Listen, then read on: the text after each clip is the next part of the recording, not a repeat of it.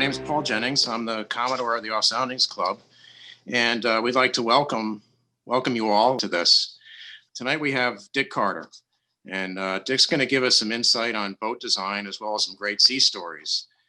And I'd like to read part of an introduction to Dick's book, which is titled Dick Carter, Yacht Designer in the Golden Age of Sailing. And this introduction was written by John Rumenier, and it appeared in as part of the introduction to that book. So, and I quote, "For years, I have said that sailboat racing is like malaria," writes Dick Carter in his simulating memoir. Quote, "You never get rid of it. This is one of the rules in life in this very entertaining and instructive memoir of a man obsessed not only with boats, but also with the lure and challenge of radical innovation. As he says, quote, I love examples of ideas that are counterintuitive. Put such a mind in a sailboat and there's no telling what will happen." When he came out of nowhere in 1965, the New York Times called Dick, quote, "the mystery man in American yachting." A young businessman and Yale grad from inland New Hampshire who first sailed on a small lake, he transformed himself through a spectacular act of will into a brilliant, daring yacht racer and designer. He changed his sport, creating new types of boats and winning big races while surviving daring voyages. Quote, "It was a moment engraved in my memory," he writes on one of these adventures. Quote, "For the first time in my life, I was leaving the civilized world and moving into Mother Nature's vast realm, all to be experienced from the deck of a 34-footer. Despite his lack of formal training in naval architecture, Dick made himself into a skilled yacht designer with radical ideas and record daring and continuing successes. Blended in what sailors called an eye for a boat, an intuitive understanding of why some boats sail faster and better than others, and the ability to transform that understanding into new expressions, he also had an insight into how intuition blossoms when it is teamed with a probing mind and personal courage. When he dared not only to build a boat to his design, Rabbit, but to enter the high-tech, cutting-edge elite regattas run by the Royal Yacht Squadron and the Royal Ocean Racing Club, Dick surprised everybody by winning the prestigious Fastnet Race. Over the next decade, he and his boats dominated the intensely competitive new golden age of Grand Prix yacht racing, sometimes in American waters, but mostly in the windy, rough, cold English Channel and the North Sea. In Rabbit and other boats, he and his loyal crews beat the world's best sailors and yacht designers, meanwhile establishing a new look and innovative technology for racing yachts.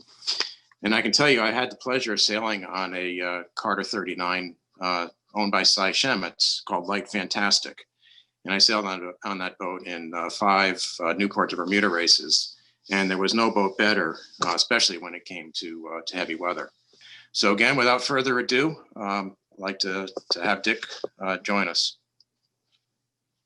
Hi, thank you very much, Paul. I blush a little bit in you're recounting things, but here we go. I had given up dinghy racing for about 5 years, and I thought, oh, now is the time to get back on the water and do a little cruising and so on. And I ended up buying this 34-footer called the Medalist. It was designed by Bill Tripp and built by Dolph Lecomte in Holland. And it just fitted my needs perfectly. But you guessed it, I soon started racing the boat and then decided to do the Southern Ocean racing circuit.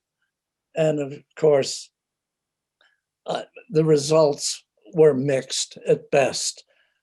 This shot actually was taken on the last leg of the Miami-Nassau race. And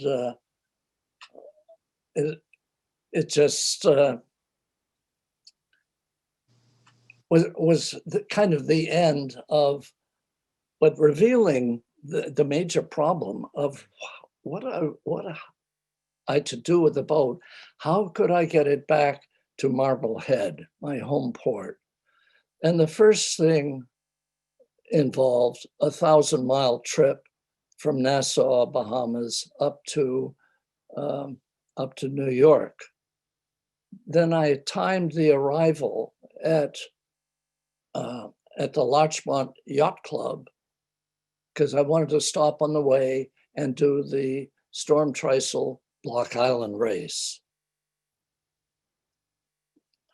Now, most of your members know the route of the Block Island race. I recruited an outstanding crew. We had 4 helmsmen, dinghy helmsmen, one of whom had won a bronze medal in the Finn class in the Melbourne Olympics. We were loaded with talent, but my special recruit was Zenas Bliss as navigator. He had local knowledge, and his navigation skills ran in the family. His father was the navigator on Vanderbilt's Ranger. And so we were loaded with talent. I have no memory of the start other than there were 120 boats, the largest fleet at the time. And I had no memory of the start. And my first real memory actually was at the tail end of Long Island, because our strategy was basically to follow the shore as much as possible for the reasons of tidal currents. My first real memory of the race, in fact, was 8 in the morning when we were just short of Plum Gut. And I heard real excitement in the cockpit. I rolled out of the bunk, stuck my head in the companionway and said, "What's up?" And I knew what was up. We were moving at about 5 knots, yet 100 to 200 yards further out from us, all the boats were becalmed. And the great thing about that was we were able to get through Plum Gut at slack water. The rounding of Block Island, again, no real memory until we rounded at the top, and just scanning the horizon, I noticed in the direction of Newport that there was sparkling on the water on the foreshore. And I thought, whew, that means only one thing: a norther's coming in. And I said to Zenas, what should we do? I already had kind of made up my mind. Do we go back to Plum Gut? And he said, well, nobody's ever won going through Fisher's Island. Island Sound. And I said to myself, well, that's the most direct route, and it leads into our shoreline strategy. So I said to Zenas, I would appreciate it very much if you would take us through Fisher's Island Sound, because we have no charts.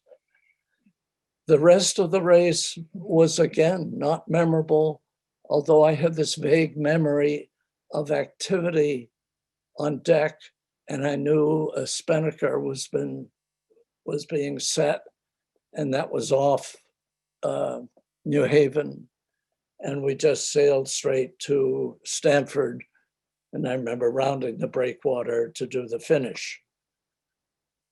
But we got the word finally that we had won the race, but the real topic in the boat was that we've landed at Stamford, but all the cars are in Larchmont. So everybody took off ashore, leave me alone on the boat. And I never really found out what the heck went on until I read the Herald Tribune the following morning.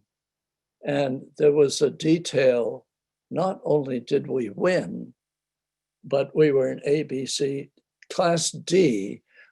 We had beat the top boat in Class A by an hour. Class B also about an hour. Class C also about an hour. And the semi-headline there was that Rabbit, which was actually the name of my boat, had won by a country mile. And I don't know how long a country mile is, but it summed it up perfectly. A few months later, after I'd gotten the boat up to Marblehead, I received a letter from a Frenchman who was identified himself as a scientist and had a sister ship to my boat, the Medalist, called, oh gosh, I forget the name offhand, it's immaterial, but he had a lot of questions about how to sail a boat, and it ended up with, would I be interested in sailing, skippering his boat in the upcoming Fastnet Race? Yeah, Dad, it was Astrolabe. Astrolabe, thank you very much. And for those who are unfamiliar with the Fastnet course, it starts in the Solent at Cowes, which is on the Isle of Wight, and it's opposite Southampton. So the start is there on the Royal Yacht Squadron line, and we sailed down the coast, a series of headlands, the major headland being the Lizard, Land's End, and then out into the Irish Sea, heading for Fastnet Rock. Whoops. Sorry. Fastnet Rock, which one can leave to port or starboard, back to The Scilly Isles. the Scilly Islands and Bishop Rock, guarded by Bishop Rock, and then straight to Plymouth. And the course is just a touch over 600 miles. The next step really was getting together. Well, I don't know, my reaction to this invitation was really not positive, let me put it that way. But living in the apartment building where I was living in Cambridge at the time, there was a Harvard graduate studying who had graduated from Dartmouth and was a real outdoorsman. And of course, I had told him about the Block Island race and so on. And I mentioned the invitation to race Bertrand Ambert's boat in the upcoming Fastnet race. And I said my reaction was to say no to him. But Vin Brandt, my next door neighbor, just looked at me and said, "You are crazy.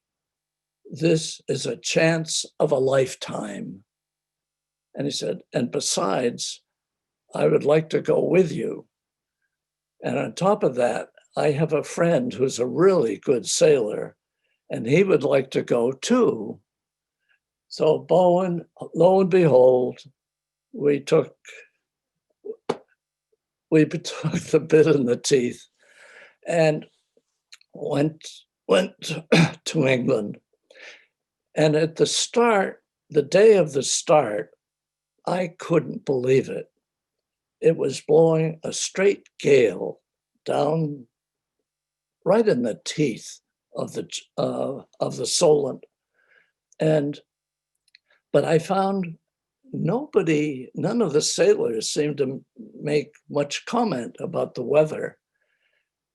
And I thought, and there was no skipper's meeting or something of that sort by the Royal Ocean Racing Club, the attitude just seems to be, well, we're going to fire some guns around 2 o'clock in the afternoon. And if you're crazy enough to start in this ridiculous weather, feel free. And that we did. And it was memorable. As you can see, we're really reefed down. I don't know who took this photograph, but you get the gist of it. And the race itself, again, I don't have a great deal of memory after the gale died down until we came to the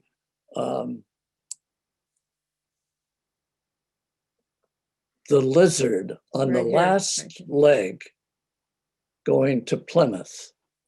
And it was around midnight when the storm came in, heralded by thunder, lightning, and very quickly the weather coming in from the southeast.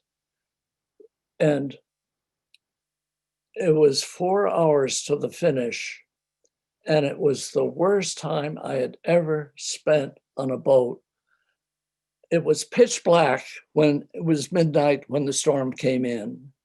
And in no time at all, the seas began to build on our quarter, and one had to anticipate the waves, and then one would zoom down the face at high speed in blackness. Everything was black.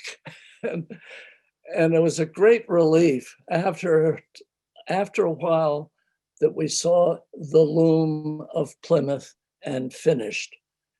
And when we finished, I just collapsed. The following day, I got involved in a big conversation with Bertrand Ambert, and he asked, what would you do to improve the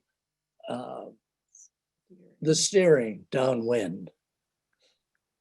And I just looked at him blankly. I said, what do you mean? He said, what would you do to have improve the steering for downwind sailing?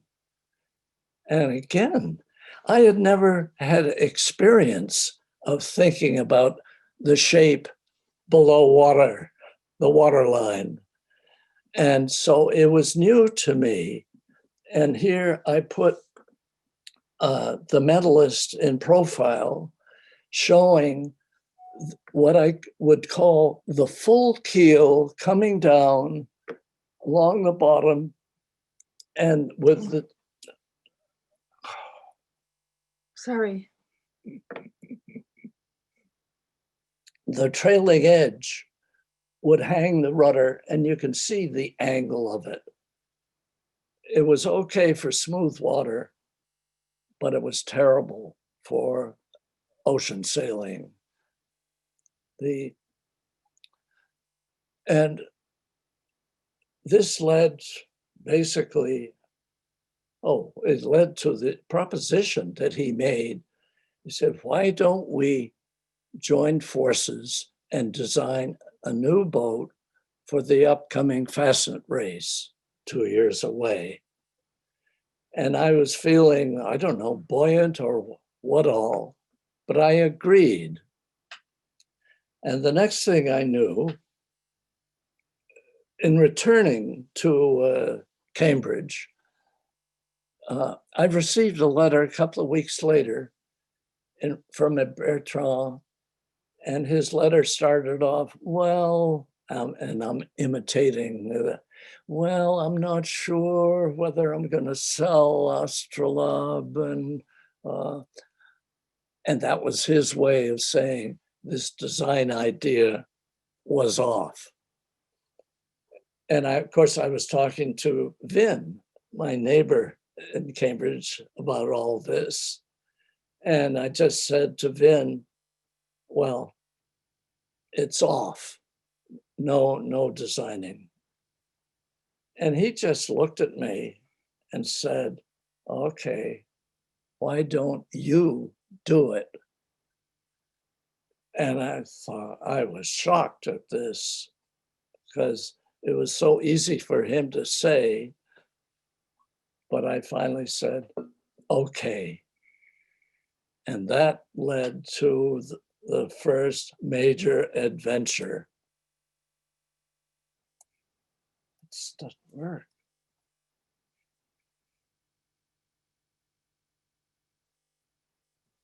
All right, wait.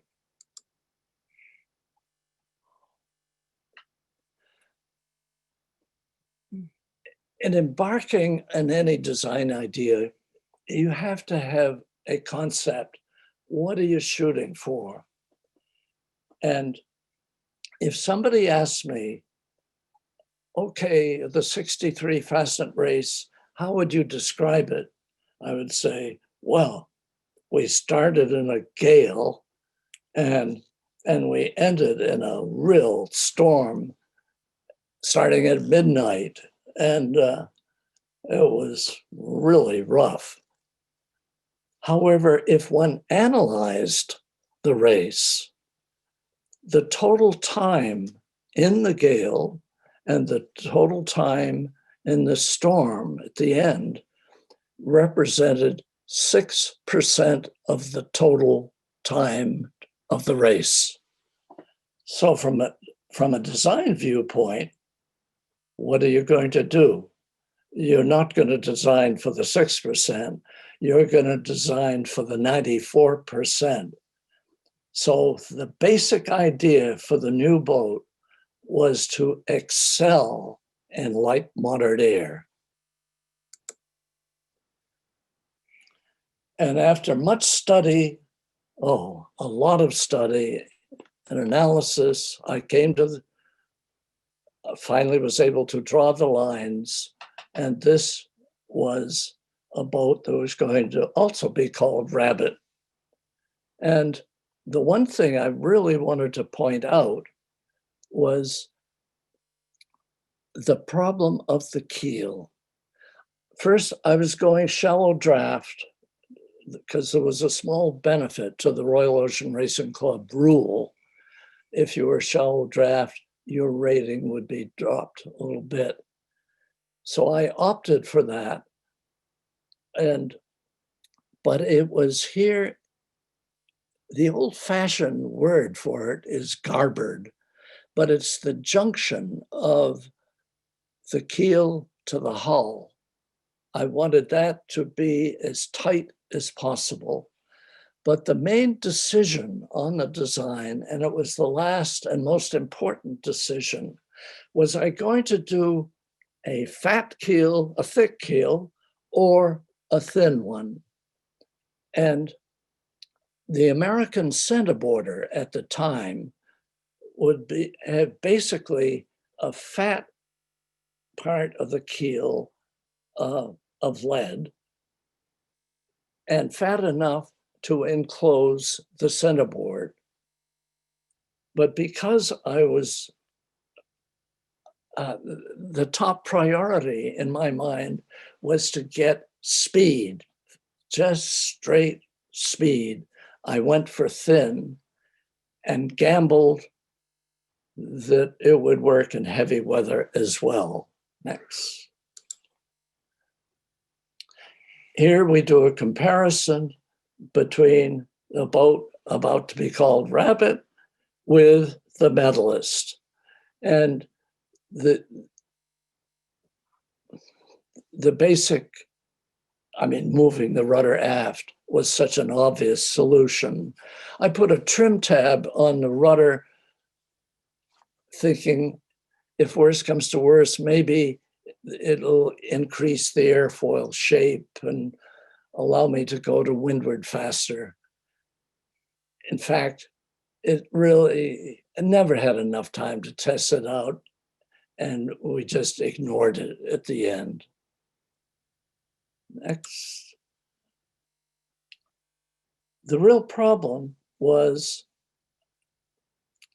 where to build. And Ted Hood, whom I was really friendly with at the time, had been building a few of his boats in a small yard in Holland, run by Frans Maas.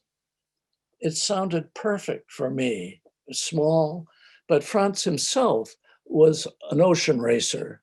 So he knew the language of the RORC, all the rules and so on. And it was a natural place.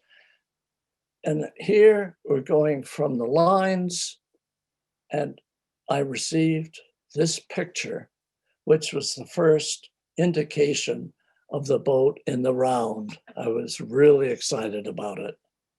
Next.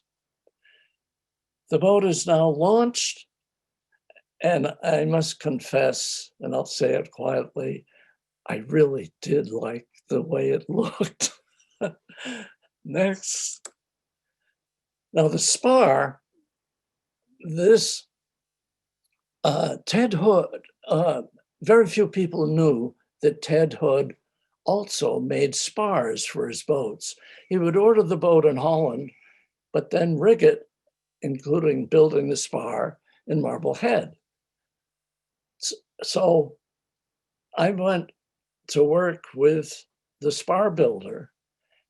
I had no plans, but I knew what I wanted, and I loved it. We started at the base of the spar and then made the improvements, the changes, all the way up to the top. And it was the first spar ever to have all halyards internal. I was really pleased with how slick it was. I don't know who took this photograph, but it's a nice 3/4 view of the boat.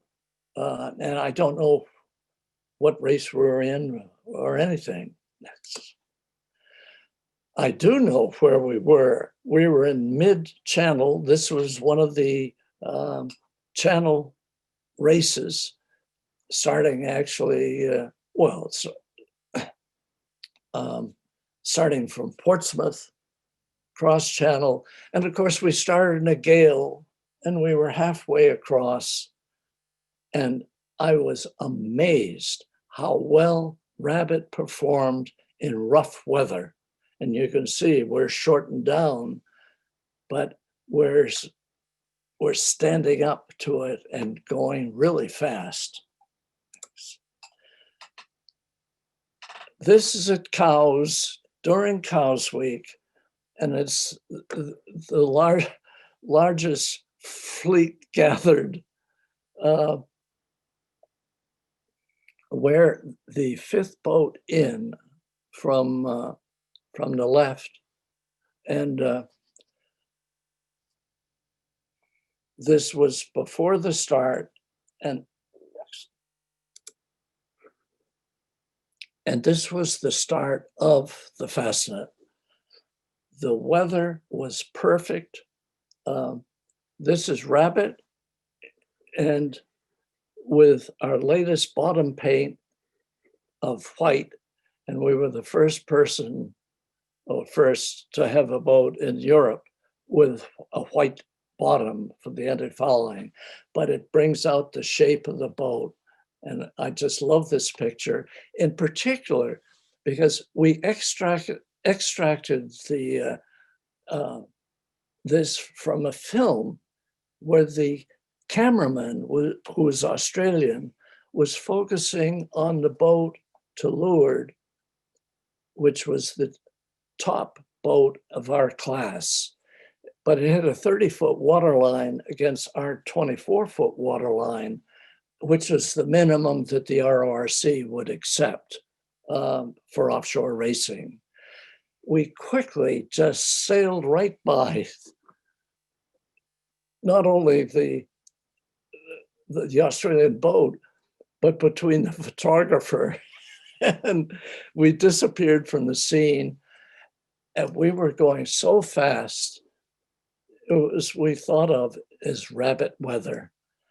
And in no time at all, we were at the head of class 3 and there were 70 boats in class 3, and we were just sailing away from the entire class, heading out the Solent. And I couldn't believe it. I was pinching myself. I said, this is the Fastnet Race. It's the Fastnet Race, and we're just sailing away from our entire class.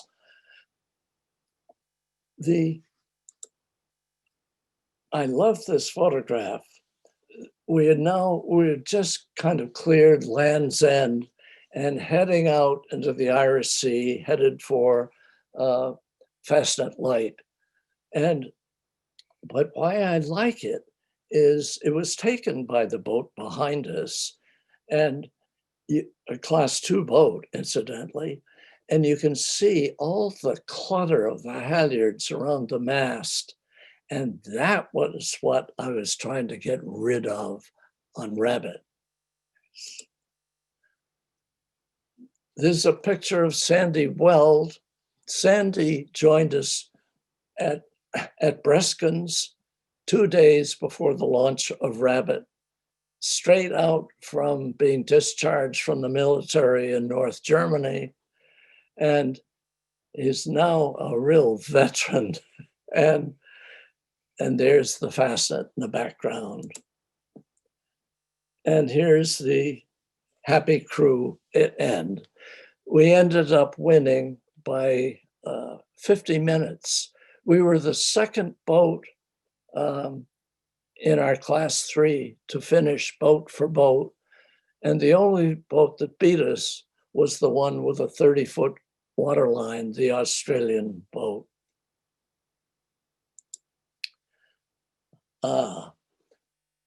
Next was the whole adventure of Tina and the 1-ton cup. It was the whole idea of a Frenchman called Jean Pétel, who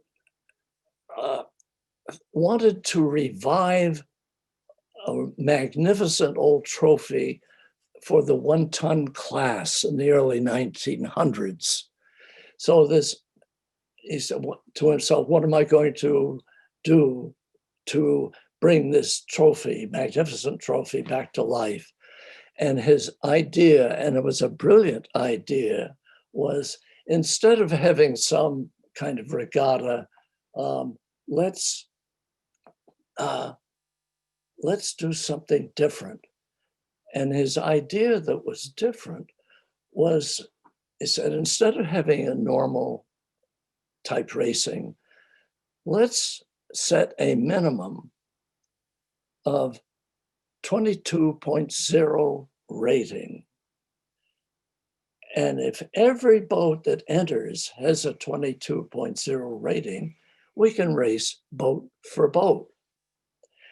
And this was the first time that there had been a major effort of boat-to-boat racing for offshore boats. And it caught the imagination of sailors around the world. This happens to be the second running, and it was my first boat for a customer, actually, a client who wanted to do this, and not only ordered the design of a boat, but asked if I would skipper it as well. We're the third boat in. There were roughly, I think it was 21 boats that entered. But more importantly, there were 8 designers with their offerings in the series. And the major contributor was Sparkman and Stevens, where they had 2 hot new boats from England and 2 important boats from Denmark, which is why we're racing in Denmark, because one of those boats won the first running of it. And that then gave this yacht club the opportunity to host the second one. It was the first, what I would call the first real 1-ton cup. And the design for Tina, basically we're going from 34 feet for rabbit up to about 37 feet to come in with the 22.0 rating. Again, the main configuration is the garboard, or the connection between the keel and the hull.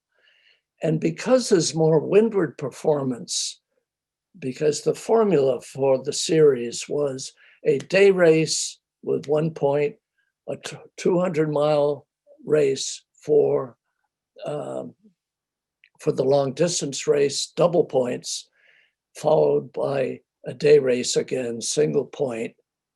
And so there's a lot of windward work. And I designed with full keel allowed by the RORC rule. Here we are at Denmark. You can see the shape. We're out for the last minute scrub.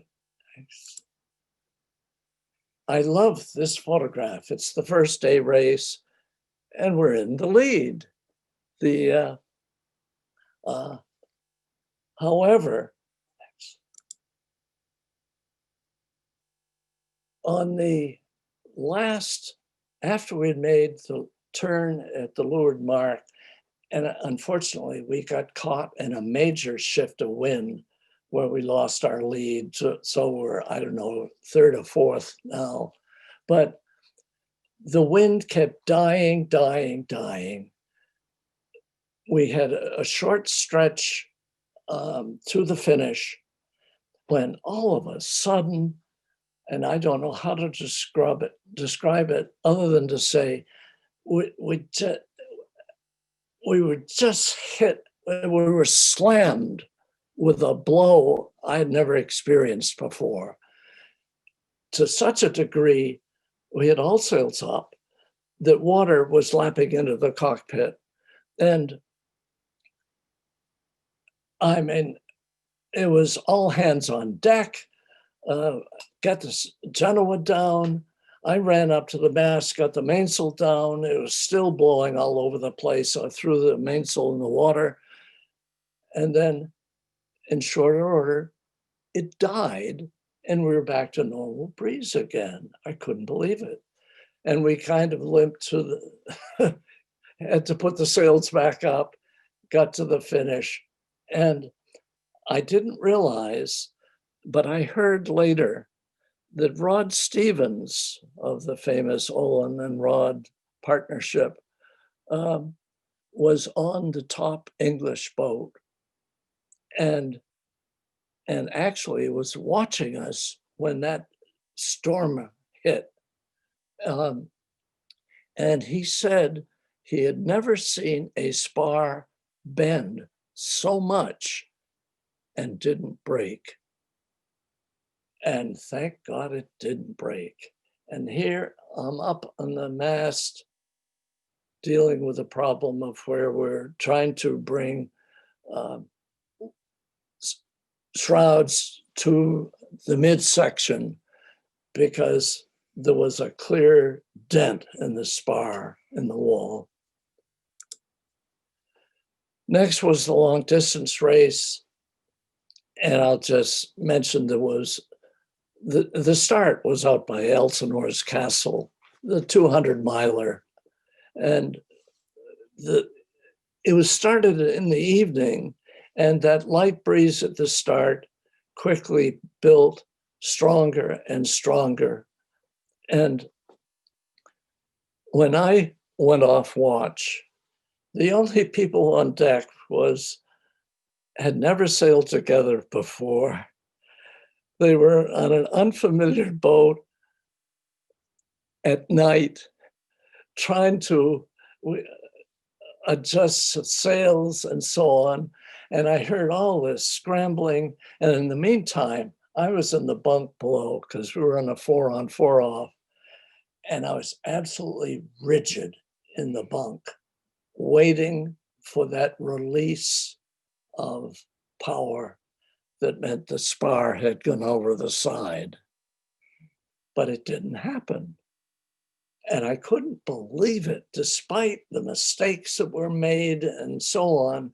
When we arrived at the Windward Mark, the lightship, we asked for our position. They said we were in third position. And then, I won't go into detail, we ended up, to use the old expression, winning by a country mile. Next. Now, I had the opportunity to bring those intermediates down to the deck, and that made the mast really rigid for the first time, and I could feel it in the helm. And I tell you, that final day race, we were really going like gangbusters. Now, much to my surprise, Ted Hood had entered his boat, and we were now we had broken away. This is Ted with his latest Robin, and I'm here on Tina, and rounding the last leeward mark before the next windward stretch. And here's the turn. Next. And here's Ted.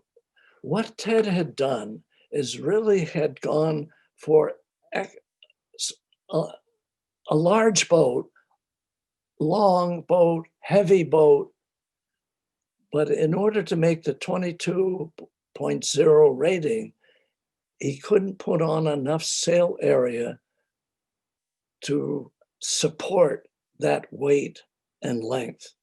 He could reach like crazy, but going to windward, and this highlights it, where I've had the experience of Tina, so I had a better idea of the relationships between sail area, displacement, and length, and we're cracking on windward.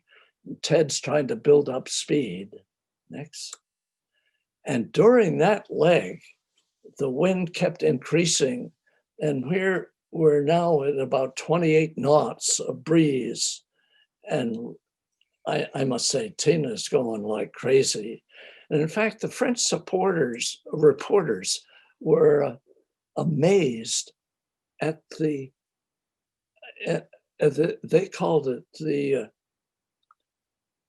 motion in waves was exceptional. And so we made it to the windward leg next. And here we were going high speed to the finish and to win. And there's Ted. You can just make out the red top on the spinnaker in second place. And from an American viewpoint, we were first and Ted was second in the final series. Next. Here, just quickly, I want to compare, because this is the top boat designed by Sparkman Stevens. There's Tina.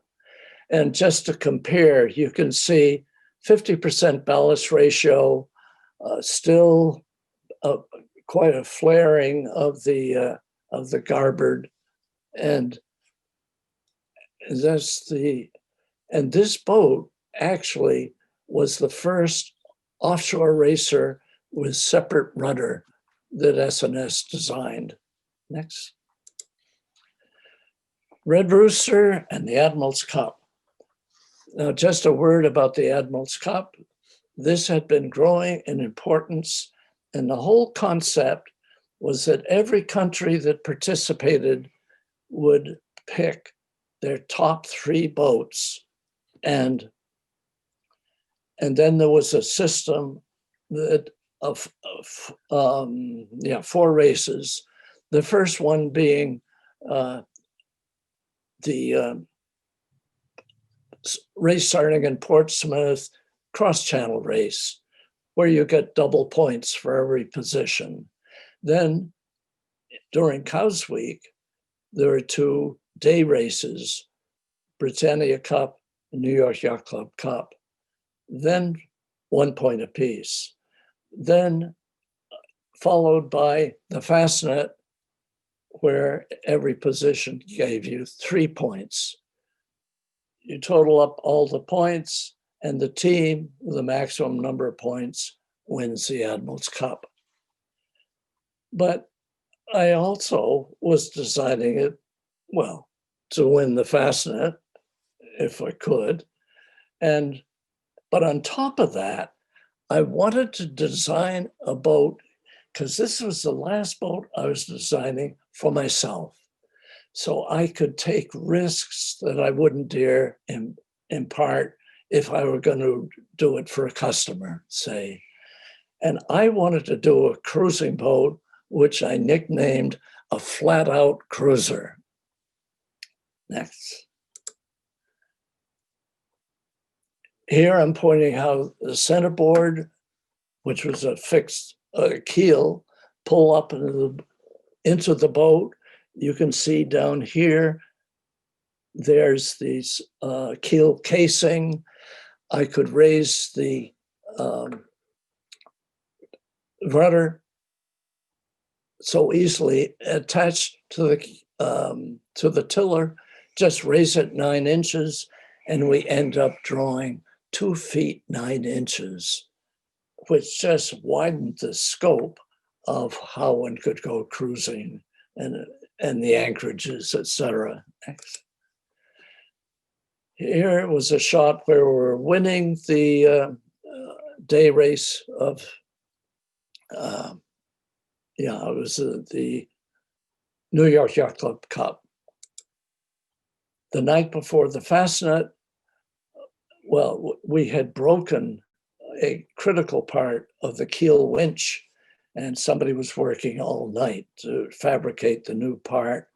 So this was the night before the start. Next. Here we are coming up to Fastnet Rock, getting ready to set the spinnaker. And there's Skip Allen, an outstanding sailor from the West Coast. And here he is at the helm doing what he likes to do best, sailing fast downwind. We won the Fastnet with a squeaker, but also we ended up winning the Admiral's Cup because the Australian team had the great misfortune of 2 of their boats got caught in the great calm that descended, and it descended almost as we got ashore. This is Dick Nye, the owner of Carina, holding the cup. Person not present was the president of IBM, Tom Watson, who owned Palawan. And that was the end of that whole excursion. Next. Now, I'm going to end with a quick boat that I designed with essentially no rules. It was for a Frenchman who wanted me to design a boat for the single-handed transatlantic race, a boat that went from Plymouth, England to Newport, Rhode Island, and just 1 man aboard, no engine. And I felt that the rule had not required enough thought, and in fact was not a clever rule at all, because there was no constraint. It was built around the notion of how much sail could a man handle. And the French, who were really taking up this idea, were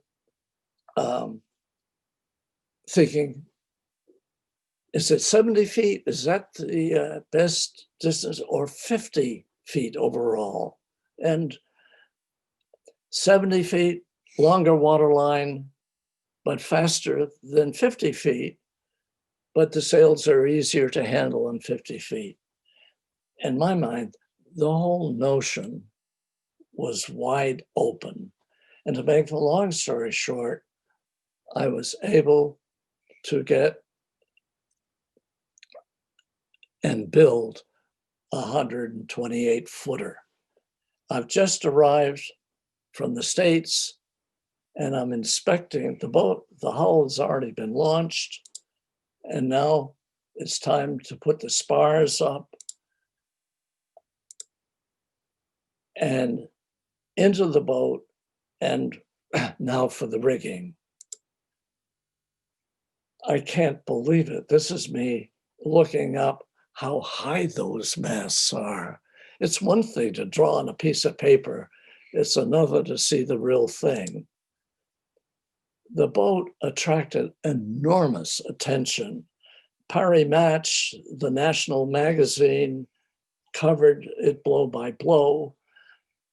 I also had a Life photographer and had a major article in Life magazine. Next. There's Jean-Yves Terlin, the skipper, at the helm, myself. Here we are on the trials, showing Jean-Yves up by the bow. Look, Mom, no hands. Next.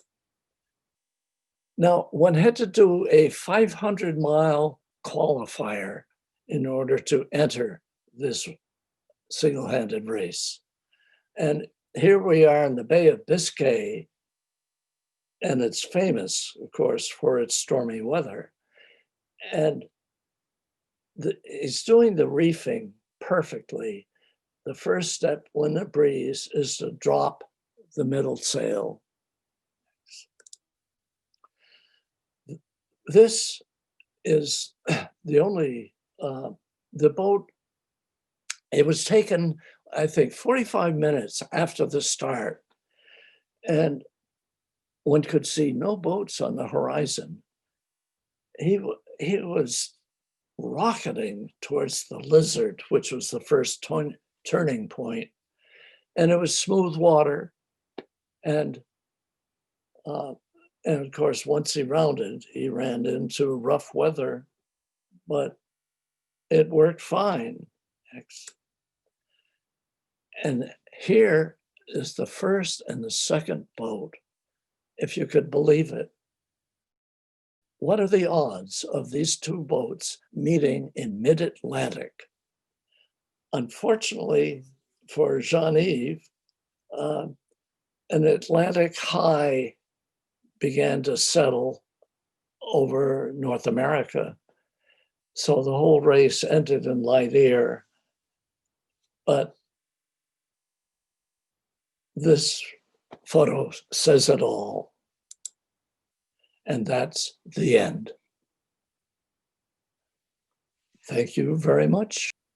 Well, thank you, Dick. This is Paul Jennings again, and I really appreciate your time tonight and the insightful presentation. I thought it was excellent. So we did have a couple of questions that were typed in while you were talking. And again, I would encourage anybody who has additional questions to use the chat function in Zoom and type them in. And as many as we have time for tonight, I will read, and we'll get some more information from Dick. So I guess one of the questions that I had, I didn't type it in, but I mentioned at the beginning that I had raced on a Carter 39. So of the production boats that you were part of, what was your favorite design?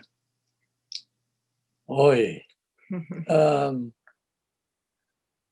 I think all of them. There was a 33, 37, which was based on a one-tonner, and the same idea was taken forth into the 39-footer, and essentially a boat that would qualify for Admiral's Cup racing. And so I wouldn't know which boat to pick as a favorite. See, in part, to me, the real excitement was the innovation of being or dealing with an environment, air and water that doesn't change, and how to make a boat easier to handle, be better in waves. That was what really fascinated me. Absolutely. Sorry, I can't give you a special. Oh, no, all yes. They're all babies, right? So Yeah, exactly. Okay, so I had another question. This one came from Edgar. He wanted to know, was Rabbit made of steel? And if so, why was that the choice? Actually, that's an excellent question, which I should have brought out, because first of all, Franz Maas and Ted Hood's early boats were also built in steel. So he was familiar with it. In my mind, when you're working with somebody who's putting things together, it's best to go with their best practice. And Franz Maas actually subcontracted to the steel builder. And so he was used to that. But for me, as I was not an engineer, I was not into calculating strength of materials and so on. And with a steel boat, I could make that keel connection any way I wanted with no fear. And that's why I loved steel. And it just made a super strong boat, the kind of boat you want to go to sea in. Thank you. Good choice. So the next question that I have then comes from one of our past Commodores, John Brooks. And John writes, in the 60s and 70s, boats in the 35 to 40 foot size range dominated ocean racing. Why do you think that size range lost such favor in offshore racing, at least in the United States? It's all in the evolution of the designs. The boats got lighter and lighter as time went on. And the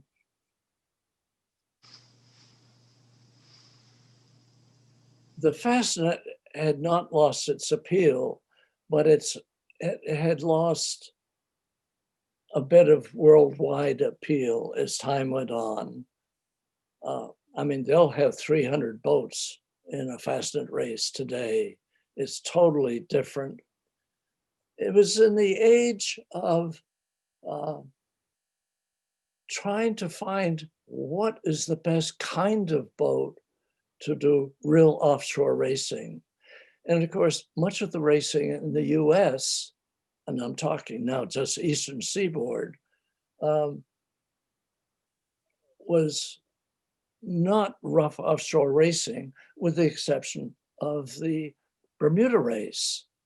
And so there's a kind of curve. And in terms of boat development, the curve really peaked.